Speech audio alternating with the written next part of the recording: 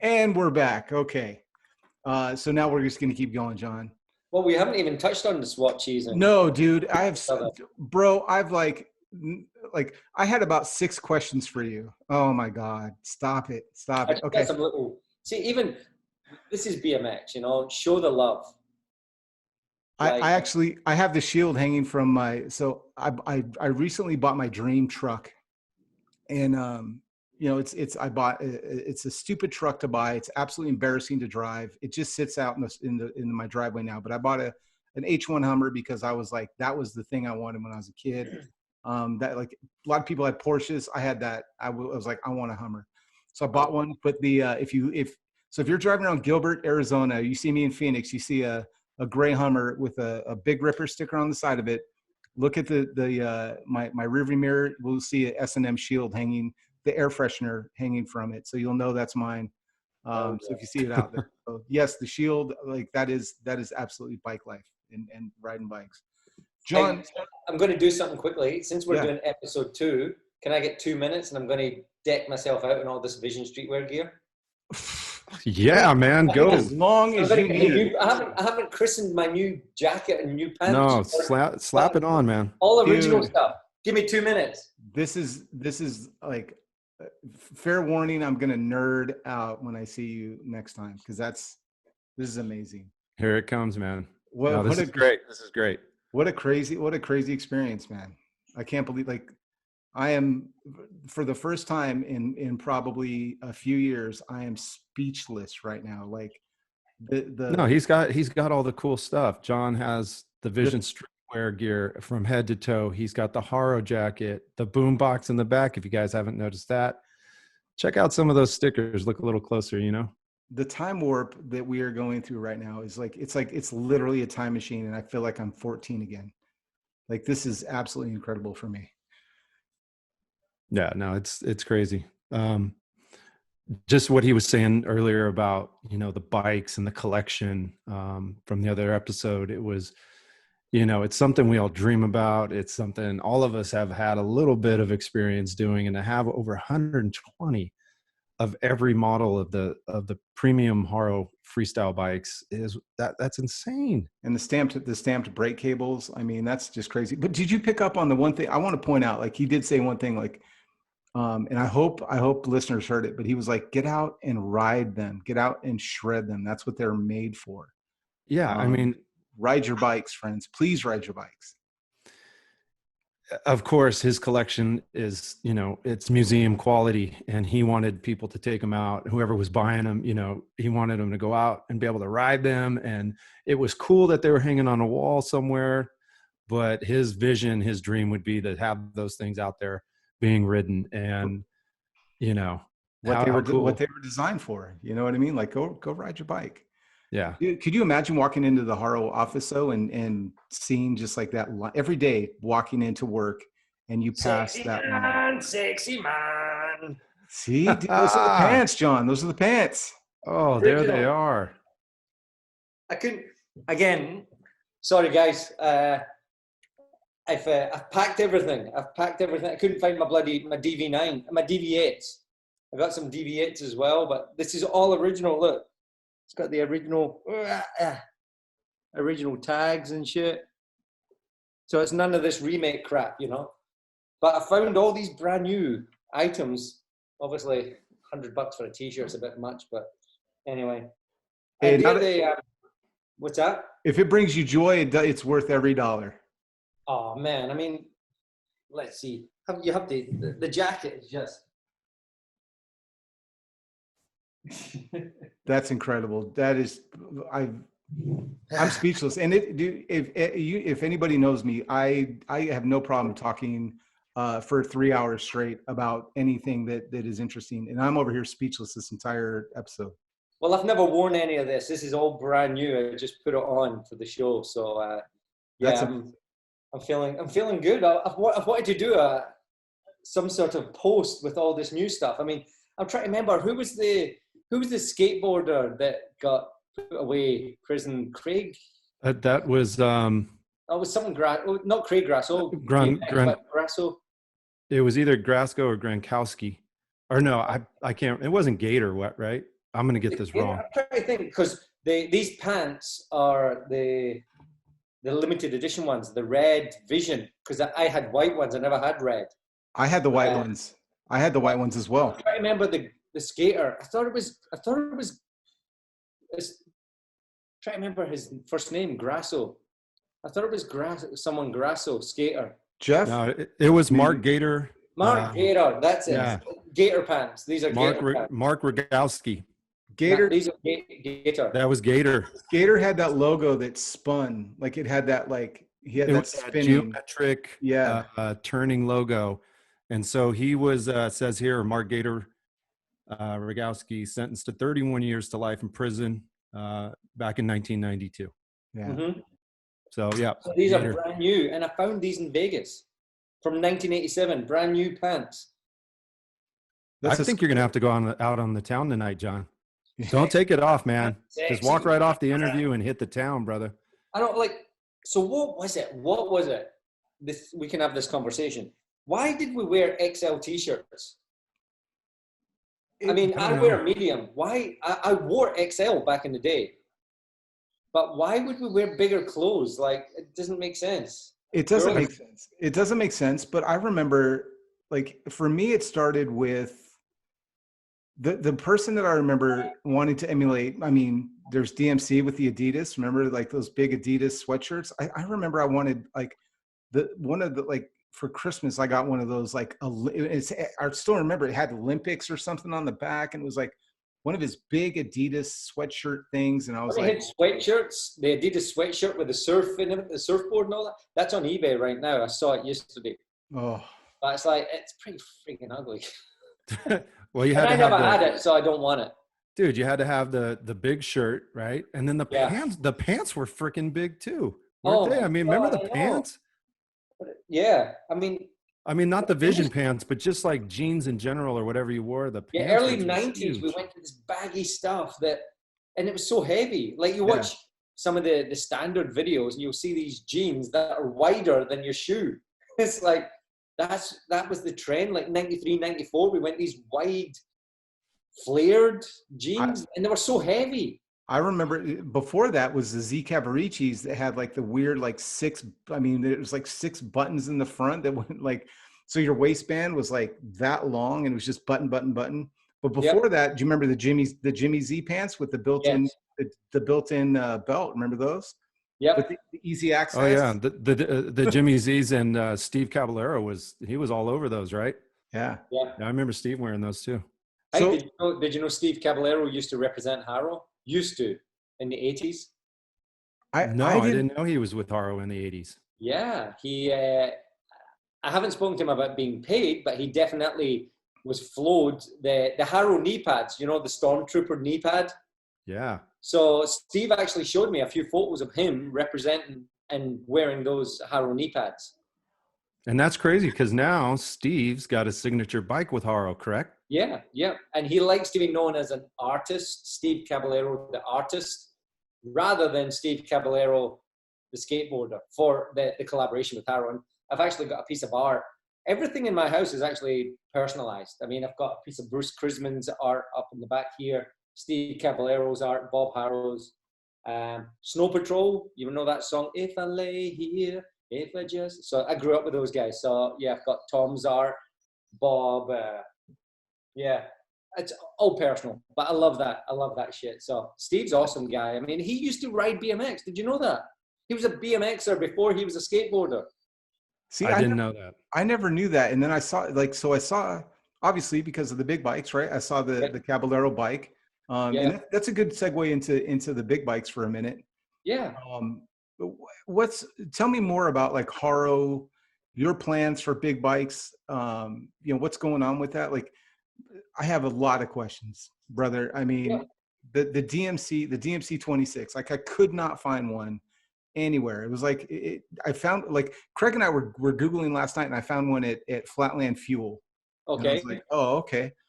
What's your plans for these big bikes? Because so many of us that are riding these big bikes grew up with your brand. I mean, this was and the Haros were the holy grail bikes. I mean, even if when you go to the channel, you'll see me, there's one of the videos is old 80s freestyler meets an old friend, and it's the mint green Haro Master. Yep. Tell me more about like what does the future hold for the big bikes in Haro? So the big bikes are here to stay. We decided to call them legends. Todd does an amazing thing with SE. I mean, and I talk to Todd a lot. Like we actually do talk quite often, you know. And so I've got so much respect for Todd and what he did. I mean, he created this, really, this whole following and everything else. And everyone else is playing catch up. So I didn't want to copy what Todd was doing. I wanted to basically thank the legends from times past. So our entry-level legends bike is the Slow Ride. Now, Slow Ride, it's called Slow Ride BMX. But Slow Ride BMX is BMX, Brian, Mike, Xavier. Brian Blyther, Mike Dominguez, Xavier Mendez.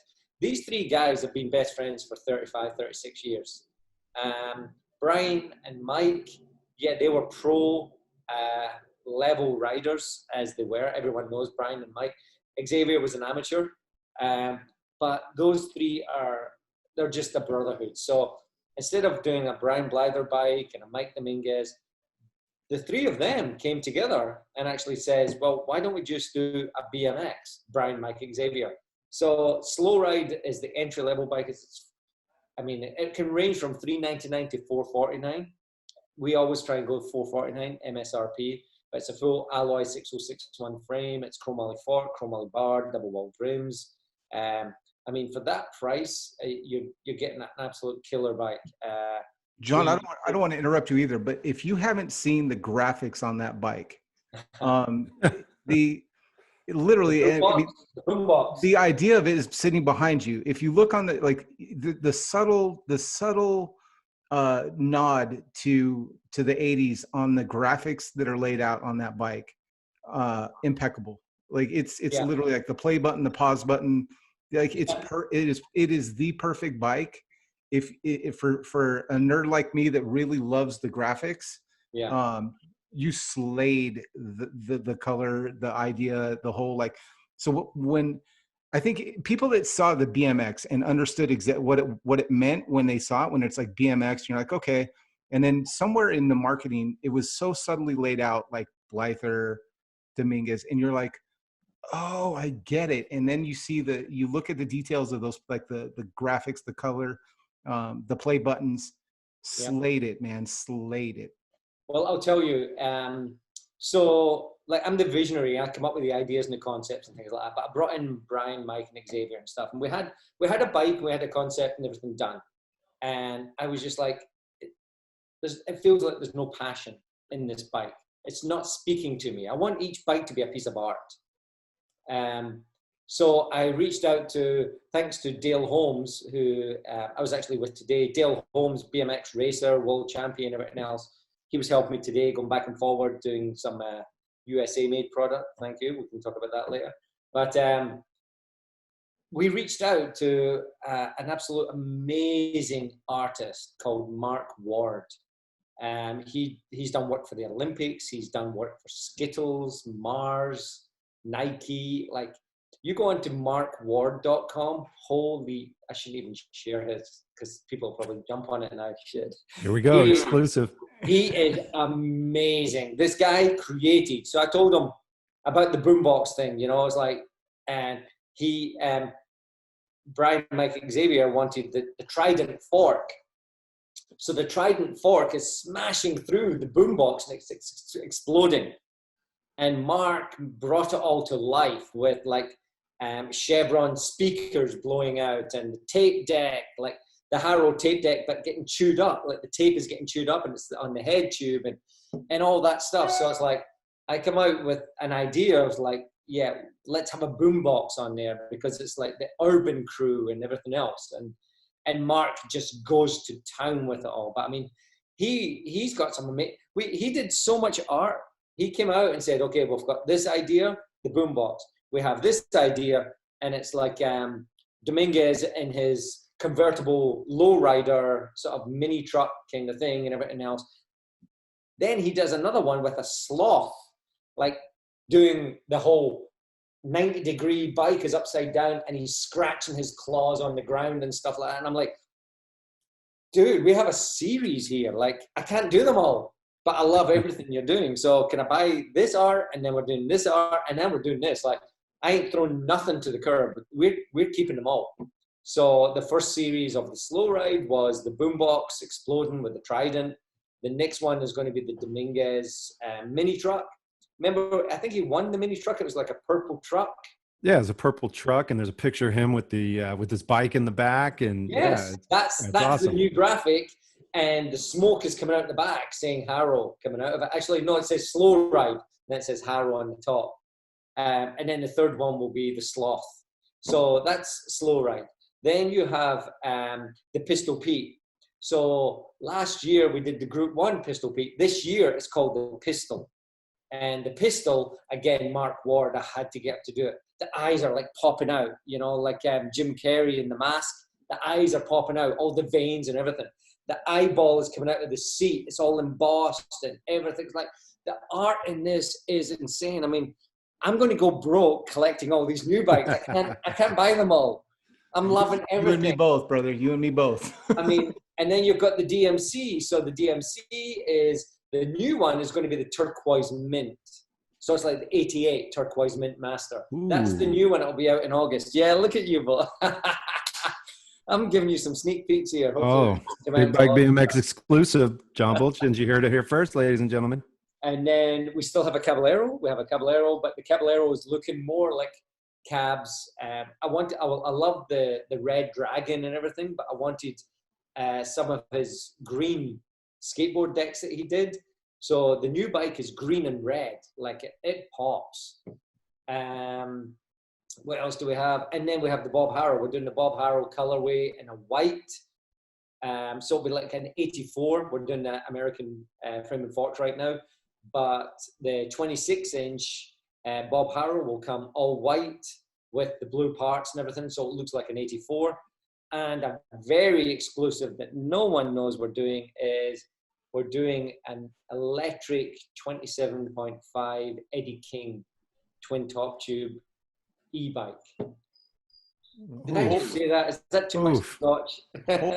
Hold on. I might have to have a scotch here. So, hold on. Hey, wait a minute. Don't tell Todd. Todd, shh, delete. I'm taking this off. I'm getting hot in here. Yeah, that jacket looks hot. So a double top tube, 27.5. You said electric, so an e-bike. Yeah. What in the where did this, like, when is it coming out? Or don't even tell me when it's coming out. I mean, it's going to be MY22, which MY22 normally drops July, August 2021. We're working on, oh man, I can't even tell you. There's something that's absolutely insane about this bike that in electric bikes, e-bikes is so new to the market. It's only available in Germany right now. So there's something that is going on right now that I don't want to share too much because I could lose my job. But yeah, it's going to look like a BMX and it is going to be wheelable. Is that a word? Wheelable? Wheelable? I'm buying it. It's wheeliable. And electric e-bike, like you could wheelie this shit at 30 miles an hour. I will tell you this, the like maybe 3 months ago, I would have told you this is crazy. It's not going to work. Yeah. And then I saw a video of Eddie Fiola somewhere. I want to say he was in I'm guessing it was Australia because I'm an old man and I forget stuff. Yeah. There's a video of Eddie Fiola on one of these BMX bikes, absolutely shredding a mountain bike course, going uphill on an e-bike, and it will absolutely blow your mind, and it will change everything that you know about or that you think you know about e-bikes. So I'm going to leave it at that. Just go Google Eddie Fiola on an e-bike, and you'll trip out. But wow. And speaking of Eddie, I was actually just at Eddie's house on Saturday for a party, and it was like, I mean, I'm great friends with Eddie. I'm great friends with all my heroes, and it does. Sometimes I have to pinch myself. I'm this little kid from Scotland, and I'm at Eddie Fiola's house, and he gives me the whole tour. Holy shit. If you haven't seen Eddie Fiola's garage, it's like a 5-car garage, and you can't fit a car in it. It is 5 cars. It's double, and then it's got a single. And that is crazy. He has the scuba selection. He has the motocross area. He has like BMX. Like I'm looking at this going, I thought I had a lot of shit. I mean, this guy has, I would say there would be over 500 tubs that you could just pull out. Big, massive tubs that you can pull out that I didn't even get a chance to have a look at his garage. He was like, oh yeah, this is this, this is this, this is that, this is this. Next, this is this, this is over here, that's over there. I'm just like, what were you most blown away by? Like, as far as like, for someone like me that only knows Eddie from BMX magazines, was there anything in that garage that you were like, I remember that? Or like, you know, and I'm thinking like maybe the Mohawk helmet, or, you know, that kind of stuff. Was there anything in that garage that just, you were like, holy shit, look at that. That's what I remember seeing. It was so crazy seeing everything. I mean, he had a helmet selection. I mean, there was a section in his garage of just helmets. And it's not that he hasn't built his garage up like just as memorabilia. It's like, this is shit he almost takes out daily and uses. But honestly, the one item that stood out to me, and Eddie, I have to come back to your house, was the photograph of him doing, like, it's not a full look back, but it's the 80s look back, you know? And he's on that Torker freestyler, almost that Haro. And I'm just like, shit, like, Eddie rode a Haro for 23 hours. So he was on Haro for 23 hours. For 23. Almost a full day, bro. All right, John. I if you can, tell us more about the mint green DMC that's coming out next. Like, yep. It would tell us more, like, just because like I'm nerding really hard right now about, as soon as you said that, it hasn't even sunk in yet, because I remember like Joe Gratola. I remember seeing Joe Gratola on that bike the first time I saw it, and I mean, just geeking really hard about it. Tell us more about that, like the parts. How do you pick the parts for that? How do you, is it going to be a complete bike? Or you do frame and forks? Tell us more. So again, I mean, in my position, I have to listen to the consumer. So my 20-inch Lineage will always be made in Taiwan. I can't cut a corner with Lineage. I tried to do the 26-inch Lineage bikes, but they're so expensive. Like Lineage, if you've seen Lineage, you know I don't cut corners. I mean, everything is high end. Every time I work on a bike, I work on it as if it's for me. So it's for you. So Lineage, it was becoming so expensive in the 26 and the 29-inch category that I had to make a new category. And looking again, Todd, thank you. Looking at what SE was doing and everything else, I'm like, I have to make these bikes in China, and I have to make them out of 6061 aluminium or aluminum. And you can say aluminium. Aluminium. Yeah, you can say aluminium. Aluminium. Instead of 4130 chromoly that we were using in Taiwan, and it was all double butted and everything else. So going over there, we decided to make, by doing it in alloy, making it in China, you're reducing the cost by 50%. I mean, people don't realize that, you know, from China, you could build a bike for $600. You build it out of full chromoly Lineage in Taiwan, it's $1,200. You build that same bike in America, you're going up to close to $5,000 if you had everything made here. The brake cables, the tires, you know, it's like, so you have to look at your market. And I was building these Lineage bikes, and they were $1,200, 26-inch masters and stuff like that. And I was seeing a lot of people couldn't afford it. You have a family, you know, you've got so many bills to pay. So I was like, well, how can you still have that, Isaac? How can you have that emotion without that price tag? You know, I wanted, because I'm all about, you know, when you have emotion, there's no price tag. Just certain guys that are single and don't have all the crazy bills. But when you're married and you have family and you've got everything else, well, you come last. The family comes first. The house, the family, everything else. And it's like, you know, even though a lot of times when I was working and my wife wasn't, even though it was my money, I would always say, hey, babe, do you mind if I put this in the credit card? I'll pay it off by the end of the month. We won't pay interest. But it's common courtesy. It's respect for your partner. So I listened to a lot of the consumers going, well, I've got $600. What can you give me? Well, I can't make high-end Taiwanese lineage product. I mean, the stem is $79. So how am I going to be able to build a bike for $600 out of lineage? That's when we went to China. And in China, honestly, I mean, the quality is still amazing. You are there, well, me, I go there, like, again, I'm talking Todd, I'm talking you up too much. Todd's there all the time. You know, like, if you want your product to be right, you got to be in Asia. You got to be in China. You got to be in Taiwan. You got to be on the ground. I mean, even in America, like today, I was on the ground making sure you guys, if anyone's here that's bought the Master, the Sport, USA made products, well, again, I was in the factory today in Santa Ana, making sure that everything is right. I'm not letting anything go through if I wouldn't buy it myself. Yeah, it's got your name on it, you know? Yeah, you guys put me in this position, you know? I mean, Dom Phipps, this is his project. Dom Phipps is a historian. He did the 2012. He's working on the 2020 series for the 1984 project. But I'm the brand manager. I have to make sure that the brand is protected. So if there's a blowhole, if there's a drip on the paint, I'm pulling it because I need it to be 99.9. You're never going to get 100%. I mean, it's so difficult to get 100%. Even if you were making a swatch sticker, you're still going to be a little bleed or wherever on the graphic. So I'm happy with 99.9%. And if there's a tiny little imperfection, I'll have to accept it because it's man-made. It's handmade in America. You have to accept that. It's part of, you know, the attraction.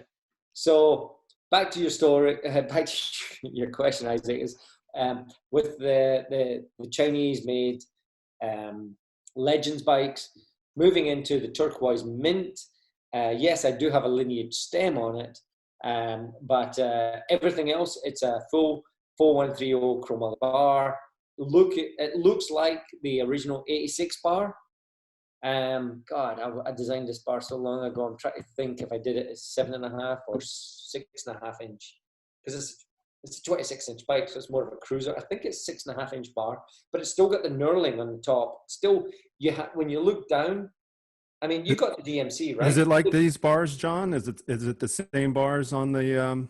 It looks very similar, but Craig, that FST is Taiwanese.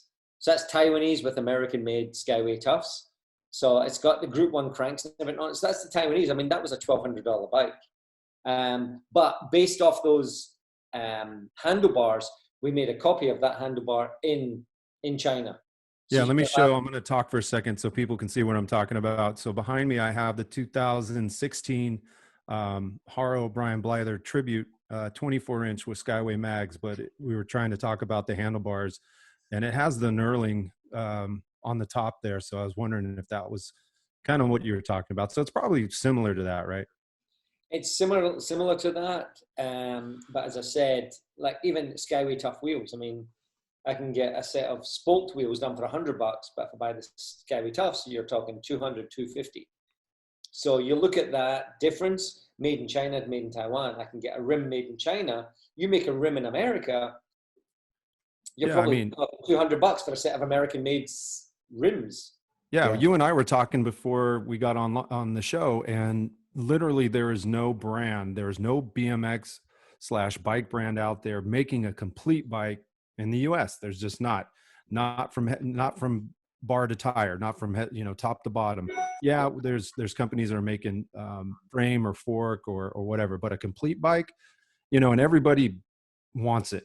Oh, make it in the US, bring it, make this in the US. And for those reasons that you just kind of outlined, it's not feasible. No complete bikes are made in the US. All three of us would love to make a complete bike in America. Would love it. I mean, you saw Chris Moeller just made the Supreme bike, but if the Supreme bike, so it's American-made frame, fork, bar, stem. But if you did tire, wheels, I mean, hubs, spokes, rims, tubes, who would make a tube in America? You know, if you add all that up, pedal molds, we've got profile cranks, we've got stealth hubs, we've got profile hubs made here, but you look at every single barrel adjusters on a brake lever. Who's going to make barrel adjusters in America? Unless you're spending $80 for one lever, and that's cheap. So when you add it all up, if S&M made the Supreme bike 100% in America, it would be a $5,000 bike. Yeah, for sure. It's a $1,500 bike because you have American-made frame, fork, stem.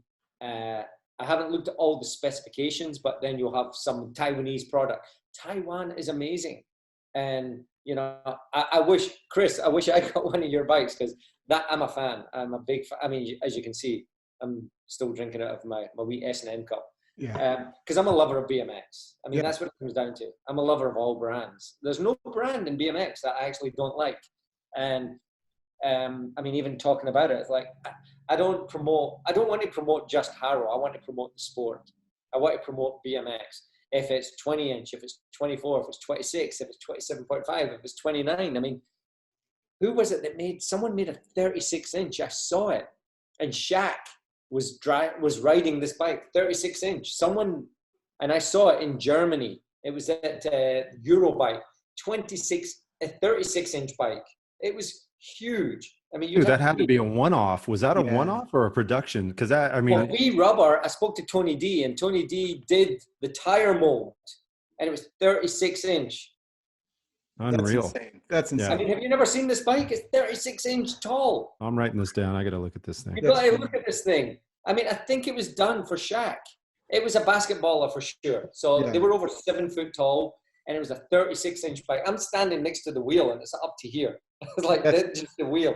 That's crazy. And that's a big bike. That's a big bike. That is a big BMX bike. But honestly, I mean, when you tell that story, John, you are literally telling like my story of how I got back into BMX, because I wanted the DMC. I didn't get the DMC. I couldn't find one. And so like it was like it was almost like it was what's going on with bikes now. Back in December, it was like the Haro bike got pushed back, and I'm like, and my wife is. So here's the funny thing: my boss was in on it.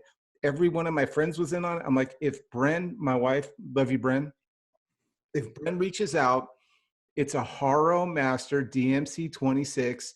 Help her find it. And so we just couldn't find it. And then I found my local bike shop, Phoenix Bike Company, and they had the $1,400 bike, the mint one, and that's the one that I did the video walking around it. Right. But I was that guy because like I've already trying to get back into BMX. I bought a Sunday Model C. I love Sunday. I love everything Jim does. But the Model C was not comfortable for me personally.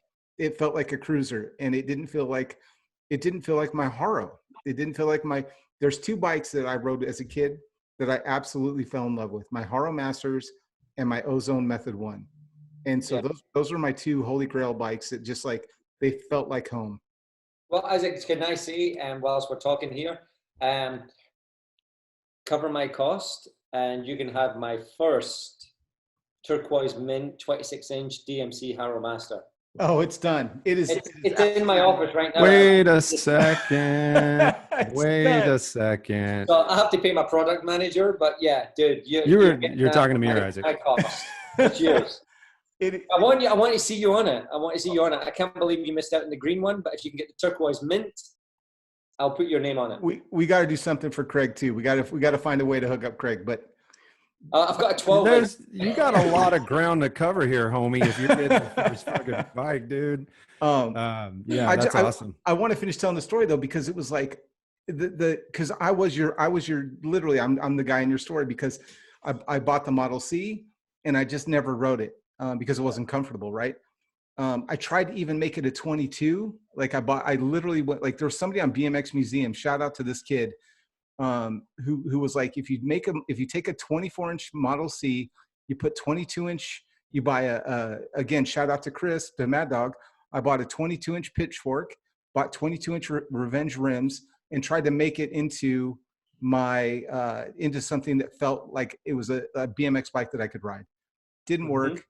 And so I was like, well, maybe I'll just straight up buy a flatland bike. Maybe I'm just doing it wrong. Because I couldn't, because I'm a married guy with two, I had twins at the time. Now I have 3 kids, but at the time I had twins. And so I bought an Intricate, again, shout out to Chris. I hooked up with Gabe Weed at Cheap Goods BMX. I love Gabe. He got me on an Intricate, and that too felt so small that I never rode it. So I had given up 100% on BMX. I saw the green DMC, and I'm like, dude, this is it. And I couldn't find one before Christmas, but I found that mint one for like 1,600. But looking at my wife, I couldn't go, because here's the thing, dude, talking about earlier what you talked about. If I buy myself something for 1,600, my guilt would make me think I had to buy Bren something for like $3,000 for Christmas, right? You gotta double it, Dude. So I was like, I can't. But I found that they had a Big Ripper that was in that $700 price range that I could pull off, right? Yeah. And I was like, okay, so that's what got me into this. So like, and you're talking about like all these like American made and Taiwanese made and Chinese made. Here's the thing, there's a market for each one of those things. There's guys here in Phoenix that are like, they'll buy the Bassett bike and they'll make a $6,000 cruiser. Yep. And hats off to them. I love them. I love looking at them, but that's not where I'm at. I want to ride my bike. I want to get on my bike and I want to do that trick. I want to do a lawnmower. I want to do that gut lever now on my bike. And I want to have that moment after a hard day's work of going, every BMXer is going to know this feeling. When you grab your handlebars, when you grab your grips and you literally put your foot over and you, like, I get goosebumps thinking about it. Yeah. You hop on your bike and it's like, this is my bike. This is my freedom. This is my moment of just me, where I don't have to be corporate Isaac. I'm not trying to impress anyone. I just want to ride my bike and feel free again. And that's what Haro is doing. That's what S&M is doing. That's what Bassett is doing. And Todd Lyons, I love you, brother. That's what you're doing as well. You're giving us riders the opportunity to be free, just for, even if it's for an hour while I go for a ride, or even a couple minutes when I ride to the mailbox. Like, I get to be 14-year-old Isaac on my Haro Master again. And so thank you for doing that. And for giving us these price point bikes that make it easy for us to get into. And this is this, I guess this statement's more towards like the purists that are like American made and this and that. That's good for you. But remember, not everybody is out trying to build that 100% bike. You've got friends that used to do endos with. You have friends that used to jump into the lake on a kick ramp with, that for them, they just want to ride that GT again. They just want to ride that Master, that slow ride, just to have that feeling of BMXing again. So don't hate on the companies that are doing these to market bikes. And the thing that I think that you specifically, I'm saying Haro, but like, this is you, John, 100%. You've given these bikes, you've given us riders the ability to, if I want to go and build my dream bike, I can buy the frame and forks in that line that you're producing. If I'm just trying to test the waters to see if I can ride again because I got a bad knee, you make a price point bike that I can get into. You know what I mean? So thank you for doing that. But riders, man, remember what these guys are going through, like the pressure and everything that's going on. Like you talked about. Right there when you said that, I was like, all eyes on me. I'm like, yeah, it is like when you were talking about like you have to approve everything, but like the thing about it is, dude, you're standing in proxy for every kid that has wanted that bike, and you have to be that way. You have, even if it means that I'm not going to get that bike today or next week, you're gonna, because if it's not right, I'm gonna look at you and go, bro, what did you do? Like, you're my homie. You know what I mean? Like, you stood there and said, this is okay. So thank you for everything that you say no to, everything that gets trashed. Thank you for doing that, dude, because that's what keeps our dream pure. You know what I mean? That's that's the difference between a corporation and a human. And like Yeah. this whole interview has all been about like the human side of all of us, right? The humanity and the human stories. And so like, this is maybe me just fanboying out a little bit too hard with you, but thank you for standing in proxy for those of us that like, I can't stand there with the welder and say, that's good enough for me, but you will. And so thank you for doing that. It's amazing. Thank you. I appreciate that. I mean, it's like, even when I go to China and Taiwan and I'm working in these factories, I mean, my nickname is Mr. 1mm. Like they call me Mr. 1mm. And now it's got so bad in the past couple of years, they call me 0.5mm. And I mean, I take it as a compliment. I'm just like, I try and educate them what it's like for you. You know, if you're the consumer, what it's like for you to receive this and it's twisted or it's off or it says some things are going to get through, and 100% will warranty it. Please don't slander any brand on Facebook. Oh, look what happened to me. Contact the dealer you got it from, or contact the brand, and they will give you, because you have the power right now. Social media, all brands are scared of social media, because if we don't look after you, you're going to slander us and we're going to lose 100 sales. But if you basically say how the experience was and we looked after you, any brand looks after you, that sells us an extra 10 bikes. And it gets 10 more asses on seats that people are out riding, Yep. not sitting playing their bloody computer games. And I mean, adults are sitting at home playing the computer games. Stop slandering the brands. Support the brands. Get on a bike. I don't care what bike, just get on that bike, because feel that childhood feeling again, because that's what life's about. And Isaac, before I was going to say, that feeling you get, it's about being in the moment. 100% it is. Like the three of us right now. Yeah, others will see this, but it's the three of us right now. We're communicating, we're connecting, and that's what you get from when you ride that bike. And I want that emotional connection, that if it's a $400 bike or it's a $5,000 bike, if it's Chinese, if it's Taiwanese, if it's Japanese, or if it's American made, UK made, Australian made. I mean, there's plenty, German. There's so much going on out there. Support your own countries. If you can afford it, please support local brands. You know, I mean, I'm a big supporter of S&M. I'm a big supporter of Standard. I mean, Rick Moliterno's fixing my original STA, re-welded, fixed the grinds, everything. Rick sent me a photo going, I've just had it back, my STA from 1995, and he's re-chromed it and translucent green. He's like, did you have red decals or orange? That was today. That's Rick Moliterno. He took time out of his day to fix my fucking bike up, because I'm building now a timeline of my own personal riding history on my wall of all my favorite bikes. I mean, Jay Miron is building me a fucking coffee table right now. Like, Jay Miron. That's amazing. I have my, so as I said, in 99, I was riding for Schwinn in Australia, and I had my Torque Flight, and Shad Johnson, another fucking rad dude, Shad Johnson tracked down a Torque Flight for me and sold me the Torque Flight, and it's black, but I'm turning it into red because I had the red one. And this is a family. This is a community.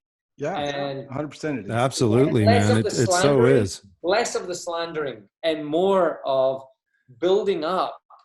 I'll build up my competition. I'll say how amazing Craig Turner is. Like GT and Haro were always, fuck, Craig's birthday was yesterday. I texted him and said, happy birthday, bro. You know, it's like, I have so much respect for the Turner family. And it's funny because, you know, Gary Turner and Bob Haro were like, it was a friendly banter, and I'm having that banter now with Craig, and I have that banter with Todd Lyons, and even with Moeller and stuff like that. But you had a post on Facebook. Industry. What's that? You had a post on Facebook recently, and I remember commenting on it, and it was a Haro hat and a GT hat. And I think the caption, it just said family. Family. Right? And I was like, I was literally like, I think my comment was like, in my neighborhood, it was all like Haro, and then there was like a couple of GTs. My best friend rode a dyno, but if any post summed up my childhood, it was a picture of two hats that just said family, because it's not like you were riding your bike and you saw some kid that was brand new in your neighborhood and he was on a GT and you're like, I'm not going to ride with him. You know what I mean? You would chase that fucker down and be like, bro, what tricks can you do? What's your favorite trick? You know, you didn't care what kind of bike they had. Like, you just cared that you had another person to ride with. So I love that 100%. But hey guys, just speaking back or going back to that bike, what was it, a 36 incher? I don't know if you can see this. I'll try to see if I can. Damn. So this is that focusing at all? It is. Yeah. Okay, that's Bill Allen. That's Crew Jones on the 36-inch 6 bike, SIXX. So if you guys want to check it out, 36 inch. So I wasn't talking shit. I talk a lot of shit, but right? I mean, that's amazing. I just thought it was cool. So how weird is this? So there you go. There's Bill Allen. So Bill Allen interviewed me last weekend in his I don't know what you fucking call it. It's like his plane, his paraglider, like. Yeah, he's got one of those motorized gliders. He's a pilot, right? Yeah, I saw that. You were up you went up with them, right? Yeah, so he wanted to interview me. It was like he was rad. You know, 1986, he was rad and everything else. And he's like, when was the first time you saw rad? And I'm like, 2000 and something. In the UK, it was never released. It was never available in the UK. I didn't see it until I was living in Australia. But again, Bill Allen actually came to see our movie, The Ride, and he was in tears. He was like, holy shit, this is an amazing movie. So to have Bill Allen and like that movie Rad that just was so inspirational for so many people, absolutely amazing. So to see Bill on that 36 inch, I mean, yeah, there you go. It's real. It's a real bike. It's real. I tell my favorite Bill Allen story. I tell Craig this all the time, and he's like, I don't know, man. Maybe you'll know, John. Was Bill Allen ever a contestant on the dating game? Do you know if that was ever something? Because, and it could be a Mandela effect. We took a lot. I spent like 48 hours with him last weekend. I mean, we were at his house. We got drunk in the garden. If you ever talked to him, he gave me Bruce Lee's belt buckle, and I slashed my friggin' finger before I broke it. I slashed my finger. He has Bruce Lee's belt buckle, and his belt buckle is like razor sharp. So the belt buckle fits inside. Dude, but it's a freaking weapon. You were injured by Bruce Lee, is what I'm hearing. Yeah. That's amazing. Dude, if you ever he gave it to Brandon, and Bill Allen was very close with Brandon. They were best friends. Every time he talks about Brandon, you see it in Bill's face, like he breaks down how that happened on the movie set. I mean, someone put a live bullet in a prop gun that killed. I mean, it's just like, yeah. That's another crazy story. That is crazy. I got to throw out this correction because I don't want to offend this brand. I said 6 earlier. It's Sixer Cycles. Sixer Cycles, straight out of Houston. Making those 36-inch bikes. I mean, yeah, that has to have been an American-made frame. Taiwan wouldn't. Yeah, they're out of Houston. Yeah, amazing. Everything's bigger in Texas. It's got to be. Hell yeah. And so I can't believe V Rubber opened a freaking mold. So I don't know who paid for that mold, because that for a big 36-inch tire, that's a $20,000 mold. Easy $20,000, if not more. I mean, my mold for my bash guard plate was probably about 30 inches wide, and that was $10,000 for a mold. And yeah, so you're thinking a mold for a 36-inch tire, people don't realize how much molds cost. I mean, if you look into the work that goes into a mold, I mean, the hydraulics, the CNC machining, and molds wear out.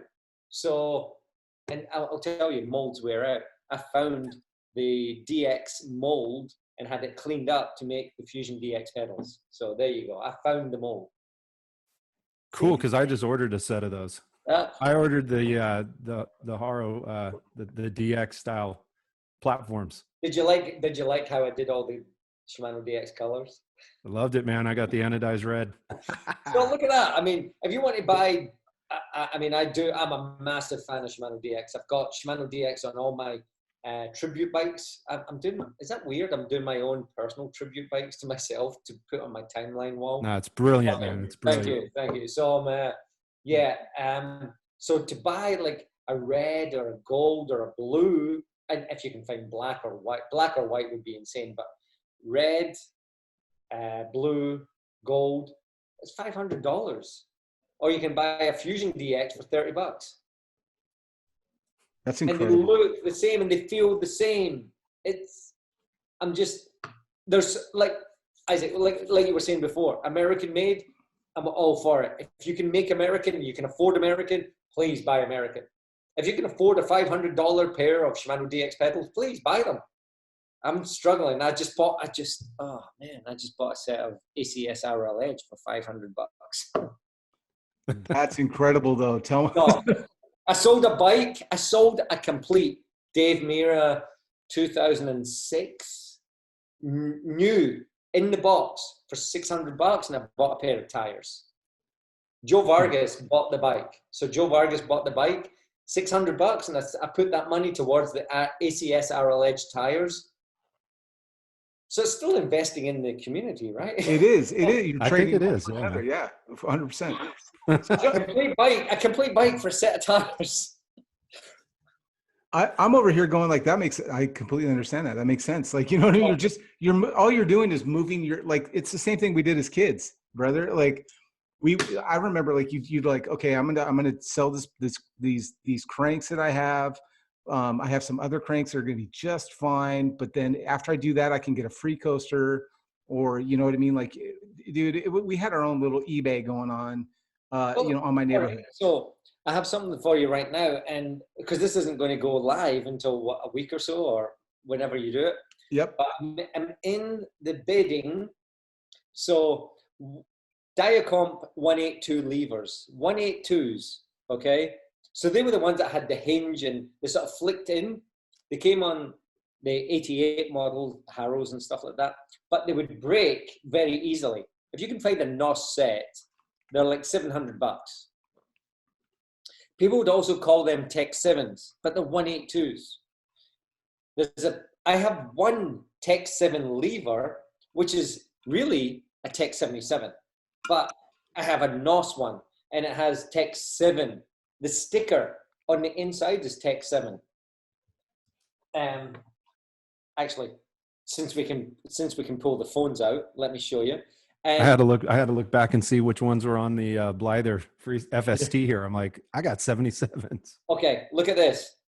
So this is my, as you can see, I'm building on my 89, but can you see it says Tech 7? Does it show up?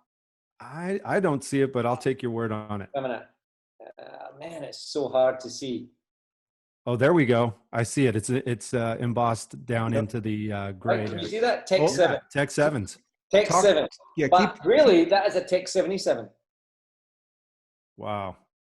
So I've been searching for the other lever, and I'm bidding on it right now on eBay. So I was like, we're not live, so it's good.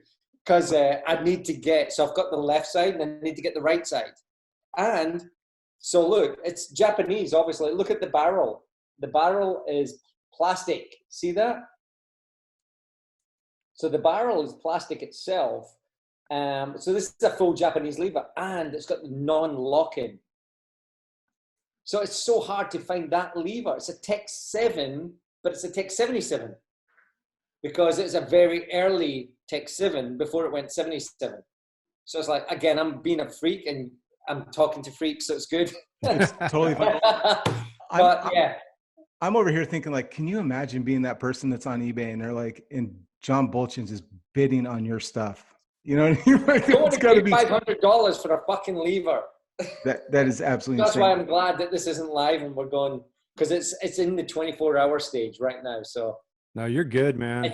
I'm at $50 right now. So let's text me a picture of it when you get it, man. I Let's keep it under 100. We'll be happy. There you go. So John, I don't know, like this is the part where I'm going to transition because I can't stop looking at your boombox. Every time I look over there, I see even more of my childhood. Okay. So this is my original. So I was fostered at 10 years old and adopted at 12. And so I got this probably from my 14th birthday. This is my original boombox my dad got me. And then obviously every piece of Vision Streetwear you got a selection of stickers. You got the small ones. And you can see, obviously I was, is that the play or the record? I can't remember, but that was a Vision Streetwear sticker right there. And it's completely worn out. But yeah, I mean, and look at this. This is one you probably haven't seen. Look at the 3-hip? 3-hip Queen of Flatland. So you had King of Vert, 2-hip King of Vert. This was 3-hip Queen of Flatland. I'm trying to remember who did that. Where did you get that? I know. That's crazy. 3-hip. I just noticed that looking at it. I mean, this has been on there for 30 years. Ron Wilkerson didn't do this. It's not legit. But someone in Scotland, I believe, did that. And I'm going to blame Grant Smith. Grant Smith from BSD, because I think he was ahead of his time as well. So I think he did 3-hip. Invert sticker that came from Mark Noble. I don't know where I got the Club Homeboy stickers. There's an S&M sticker. I mean, the Club Homeboys were definitely original. That looks like the Club Homeboy sticker you'd get when you signed up for the membership. For the membership, yeah, that was. And I got a bunch of them. So maybe, you know what it's like after all these concussions, you just like, where the fuck did this shit come from? And here's the thing for kids that don't remember, that's a paper sticker. It was like made on a copy machine. Yeah, it was totally. It's not a vinyl sticker, and the fact that it still looks like that. There's the green one under there. You can sort of see it. Yeah, the S&M, the Airwalk Vision Streetwear. And look, we love skateboarders. So yeah, I had the skateboard decals and everything. I grew up with skateboarders. Most of us grew up with skateboarders because there wasn't enough BMX, especially in the 80s. BMX died and it wasn't cool. And like a lot of us, we were like, why? People would say to me, you're 16, why are you still riding a kid's bike? I'm like, I'm 48 and I'm still riding a kid's bike. So here's the thing. Here's the thing I remember about skaters. Like, we all went to the same spot. Like, we all rode the same ramps. So yeah. Like you were 100%. We all searched for Animal Chin. Oh, totally. And do you know where Animal Chin was? No. What? Go ahead. Carlsbad, down the road from Haro. My purchase officer, who does all the importing and everything for Haro, he actually came across whilst they were filming Animal Chin. And he told me exactly where it was. And then when Caballero was in the office, he was telling me, he was like, yeah, that's exactly where it was. So that was pretty crazy. That's insane. Oh, look, there's the Life's the Beach sticker right there, the Bad Boy Club. Life's the Beach, Bad Boys. And look at that Fresh Jive one. Look at the Fresh Jive. Oh, boy. That's some fresh jive for you right there. Yeah, man. There's Dig, Vans. Yeah, another Club Homeboy. Club Homeboy. What else is over here? I mean, there's plenty of Swatch. So yeah, I always had, I loved the Swatch. Oh, so, look, you even have it underneath. So when you lift it up, it stays there. So it's, again, this was one of the items that my parents, I mean, there's Body Glove and Grind. See, check that out. That I found another one of them recently. I had that sticker on my seat tube on my 89 Master. And it was so funny. I was talking to Eben today, Eben Krakow, and he goes, dude, don't talk to me about stickers. I've spent $100 this month on stickers, buying original stickers. So, I mean, to just have this. I mean, so look, there's Backyard. So you heard of the contests, Backyard, but Backyard, Stu Dawkins had Backyard skates.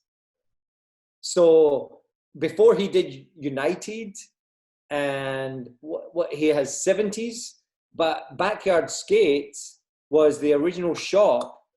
So I had skateboard and BMX in it.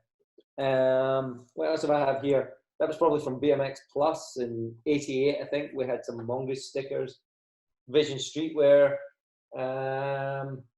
Yeah, there's some more Bad Boy and Haro and everything else. Is that Marlboro? I stopped smoking when I was 10 years old. Yeah, 10. Okay.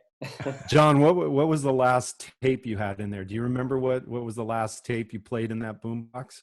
Honestly, it was actually, the stickers underneath. You probably got one in there right now. I don't even remember that. Oh, look, that's a weird one. UK King of Air.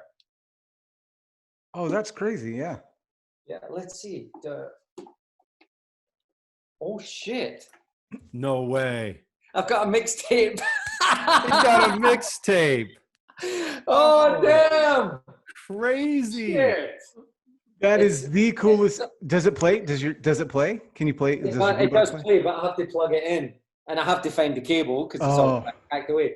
But this is like techno. This is techno music from the 90s. It's a techno mixtape. Holy shit, I can't believe you just asked me that. Score, dude. All right, we might need episode 3 to figure out what's on the tape. Craig for the win. Always Craig for the win. I love that. You've seen that. You've seen that. So, yeah. Let's check out your Swatch collection, man. Oh, yeah. While John's getting that, I got to tell you, one of the things that I love of pictures of John riding from back in the day, he's got 3 or 4 swatches up his wrist. So if you pay attention, you look at some posters, you look at any pictures of John, man, it's awesome. There's actually 9. 9? Yeah, I had five on the left and 4 on the right. Actually, wait a minute. I had to, because I was looking for my stickers to find out what I needed on this build I'm doing. Let's see. Actually, look. Wait a minute. This isn't a Haro, but that's what I'm working on right now. If you can see that, it's my Dyno Slammer. So it's a Dyno. Turn it. There you go. Oh, it flips. Yeah. It flips. No, that's awesome. It's a USA made Dyno Slammer with S&M pitchforks, TNT stem, Redline flight, Super Pros, ACS tires, knee saver bars. Yeah. So I'm about to do a photo. This is at Haro. It's so funny. The president and the vice president saw that today. Dyno Slammer in Haro. And they're like, why is there a dyno in here? I'm like, because it's BMX, bitches. What was I looking for? Oh, yeah, here you go. So, yeah, that's what I was doing today. I was trying to replicate. That's from 1989. So that was that's the Swatch watches. Look, can you see all? There's 9. Oh yeah, we can see them. There's 9 Swatch watches if I can get that. There you go. So there's 4 on the right wrist and 5 on the left. That was every kid's dream. If you're listening to this and you have no idea why we're so stoked on that, that's Lee Reynolds. That's Lee Reynolds on the T-shirt. And I found another T-shirt. I found that T-shirt, that Lee Reynolds T-shirt. I found it. So I have those shorts still, and I have the watches as you were asking. So I still have the watches. I found the watches I keep in my little daughter's piece of art that she made me like when she was 3 years old. But anyway, so here you go. So check this out. So I have them all. This is all my original swatches in here. Let's see. We're opening up a time capsule here. I know. So again, thank you, Mum and Dad, for saving all this shit and not throwing it out. I mean, these are all the original swatches. I don't think I've found a new one of this one yet, but I have a new one of this. So this is how sad I am. I don't know if is it sad that I'm collecting this shit, but that's my original watch. And then I bought a brand new one just recently. So this is from, I think, 86, 87. I know there's going to be some crazy that's going to correct me, but it's all perfect. It's all got the original packaging and everything. And so if I had it back in the day, I want to collect a new one. So and if you guys are listening on the podcast, John is bringing out his collection of Swatch watches from the 80s with all the funky designs. And then I had that one, and then I bought a new one. So that was the one I rode in that photograph I showed you. And then I bought a new one, just because I sold some bikes. Just seeing the packaging alone brings back such memory for me, because that's exactly what it looked like in the display case. Oh, I mean, this was a hard one to get. I had that and I remembered it from memory. I know it's quite feminine, but yeah, I found that online and I was like, God, I have to get it. Oh, dude, that's wild. Yeah, with all the leafing. There's the stripe. This was from '86. Can you see the stripes? And then there is there. But again, look at the hands. The hands are red and yellow. So there's a few different stripes, but you have to get the original '86. 100. I had that one. I remember we talked about trading it. Remember we talked about how I would trade them, and I remember that was when I traded with a kid named Sean at school. Yeah. And then there's my original, and there's the new one. Ooh. I know it's. God, I'm such a. Any one of the swatches that had, like, if it was clear and you could see the insides of it, man, I was like, that was my jam. I made my own Vision streetwear watch back then. So I don't know if you can see, but it's all swirly inside, and that's the swirly one. That's what it used to look like. And then obviously because I couldn't get a Vision watch back in the day, I put the sticker on it, and then I eventually bought the original.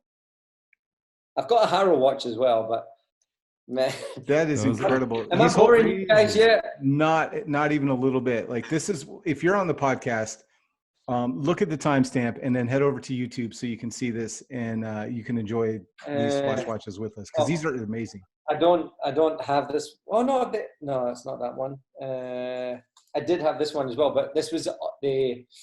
God, I can't remember what it's called. It was like the all black, the Black Shadow or something. But my dad gave me this one, and again, you remember things. So I remember this one, and I don't have the original, because obviously you either give them away, or most of these originals. I wish I could hold them all up, but most of these originals came from Scott Carroll, my old friend, and who rode for Swatch back then. But there's a few I still need to find. I need to find that one. So that's my original, but it's all cracked and stuff. I remember that one. I totally remember that. I made this myself. Can you read that? It says freestyle is ozone friendly. I think that was a deodorant called Freestyle, but yeah. But that watch, I've seen it secondhand, but I've never found a brand new one. So I'm like, I don't want to buy another secondhand one. I've got my original secondhand one. If any of you Swatch heads are out there and you can help John out, get a hold of us or John Buultjens to get him his watches. And these were the other two I had, but I've lost over the years. So it's funny what you remember. Like I'm searching all the time for this stuff, and it's funny what you remember. And speaking of what you remember, I had DMC actually try and tell me that when we did the 2017 yellow, which it's a very hard yellow to copy. And so the black, yellow, chrome master that we did, I had an original frame. Sorry, guys, look, I got so many amazing friends that helped me over the world. But one from England sent an original 1987, unrestored, original, brand new in the box to Taiwan.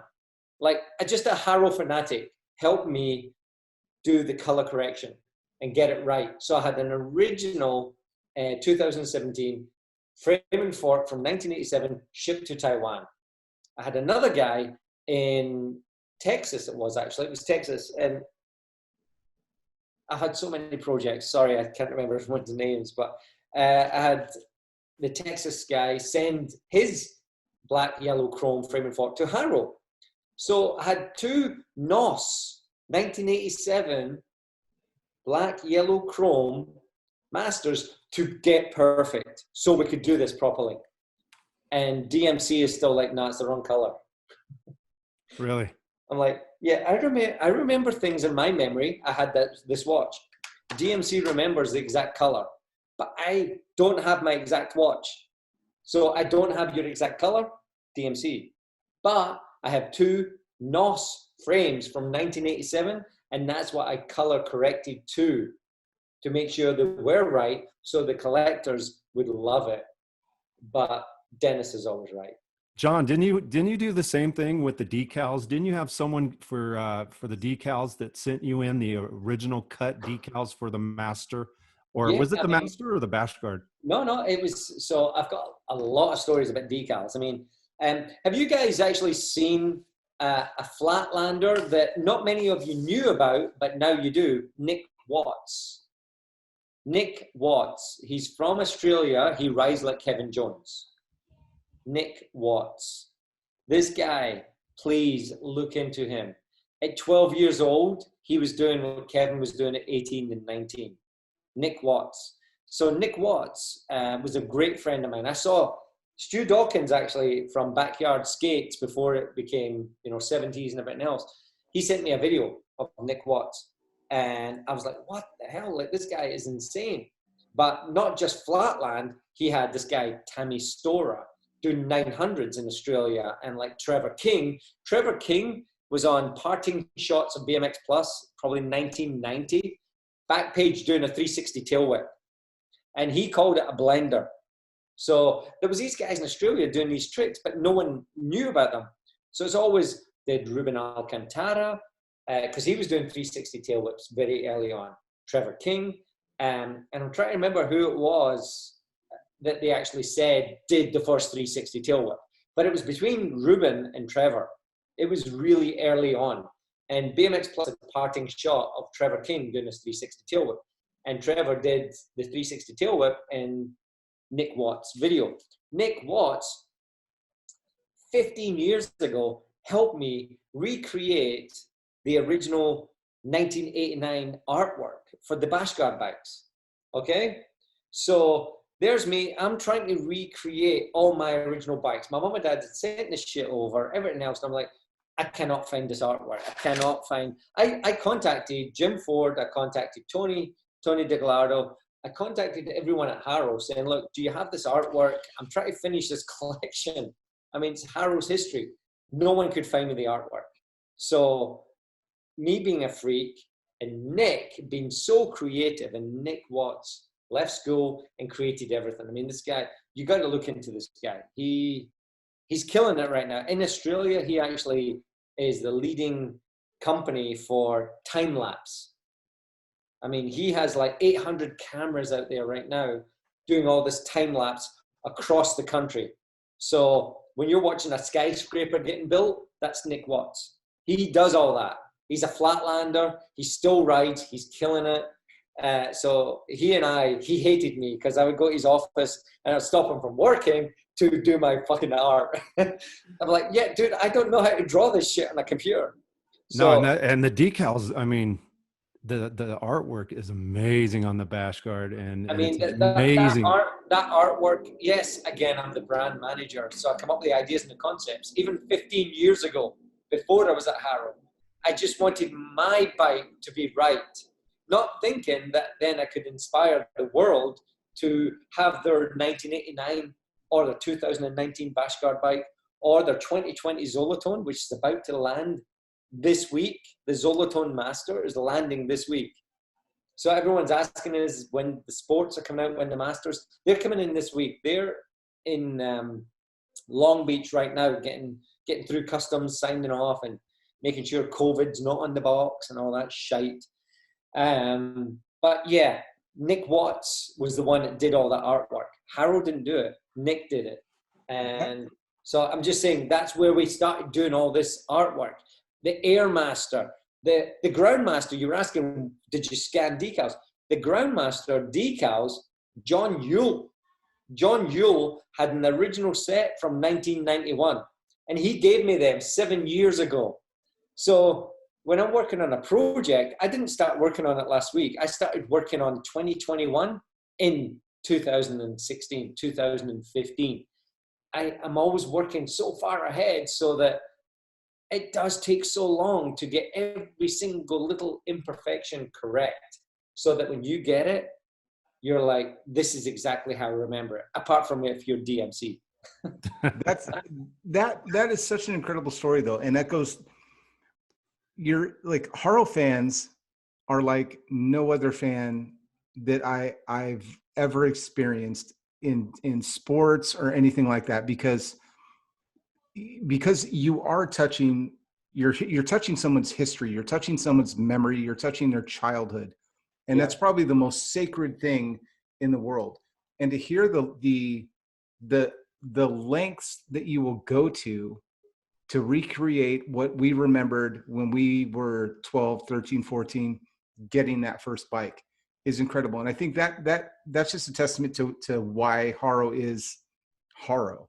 You know, it's that this decal is the decal that you remember. It's not what we remember, you know, but like, you know, calling you the 0.5 millimeter John, you know, like that's just a testament to it, 100%. So on behalf of everyone that grew up in BMX, and even if you're not a Haro junkie, just having somebody that cares that much about it, and then shout out to the fans that are willing to open up their collection so that someone like myself and Craig can have that recreated color. That is just incredible.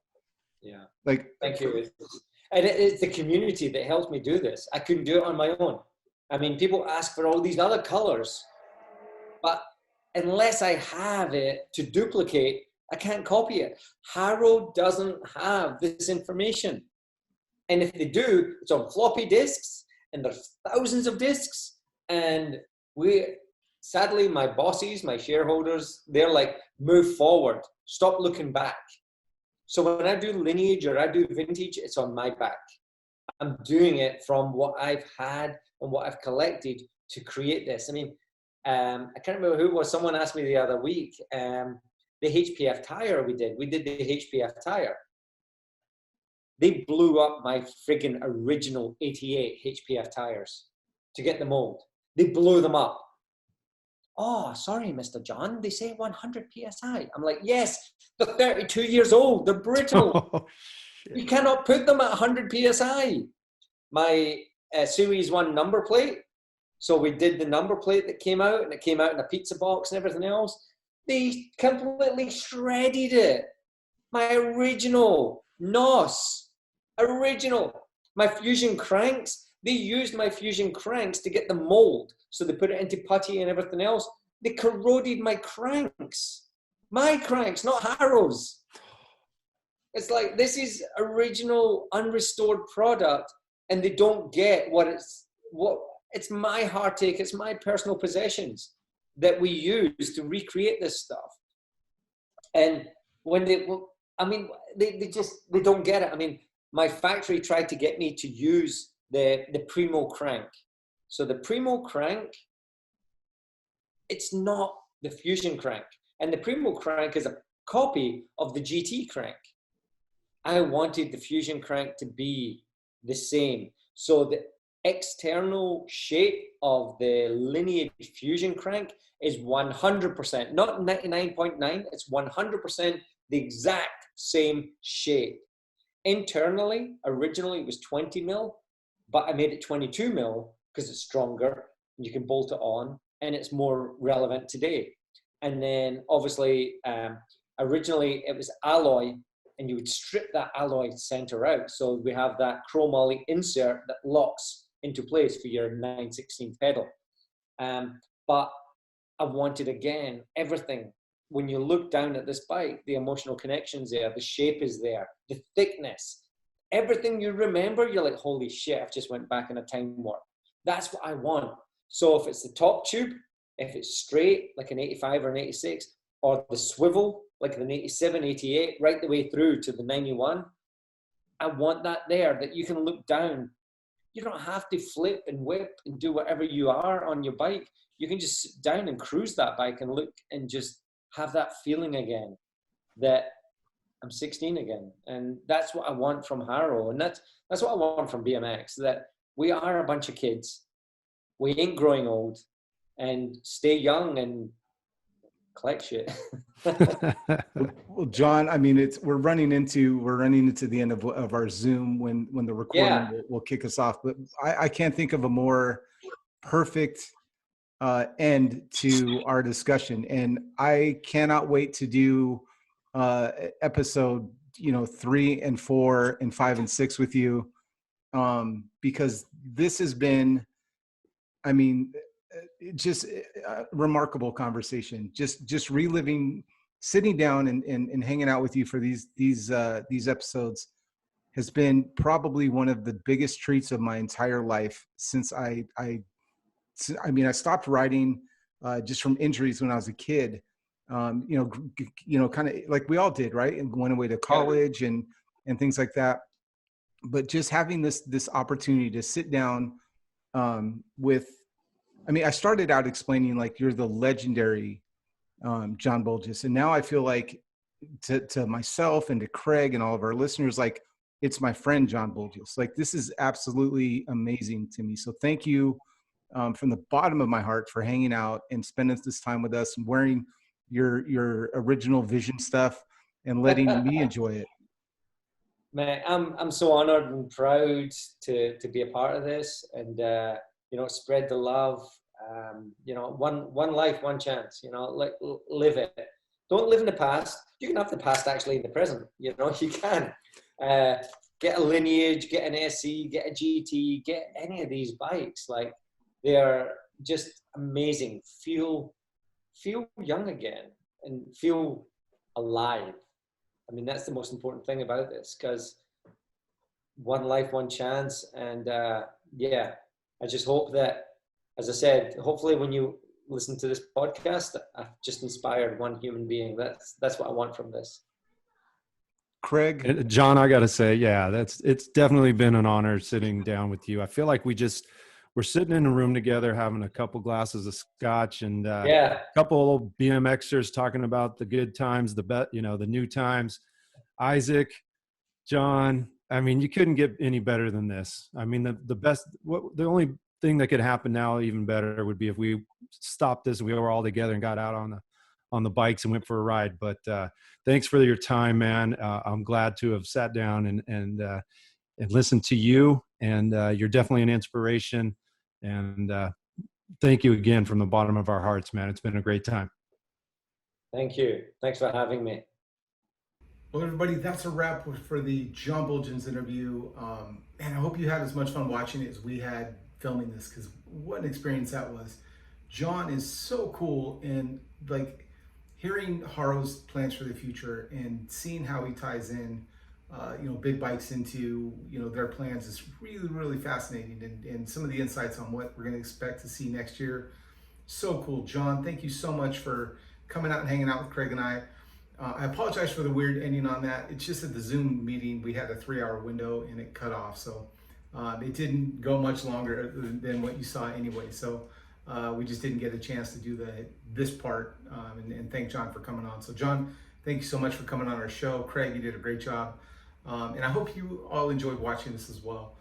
Just learning about some of the Haro history, and even if it's just it's a crazy time out right now, right? Stressful for a lot of people, and so just being able to stop and just kind of take a walk down memory lane, see all those swatches and the Vision streetwear and the old Haro stuff. So much fun. So anyway, thank you so much for tuning in. We appreciate all of you. And if you like this interview, make sure you subscribe and like the video. It really helps us out, and it's a way that you can find out when we're doing more of them. So check out part 1 if you haven't seen that yet, if this is your first time to the channel. We also have interviews with Todd Lyons, Lewin Frazier from JT Racing, and more. So take a look around. Hope you have a good time, and get out there and ride your bike. If you haven't ridden today, go ride your bike and have a good time. So take care, everybody. We'll see you soon. Bye-bye.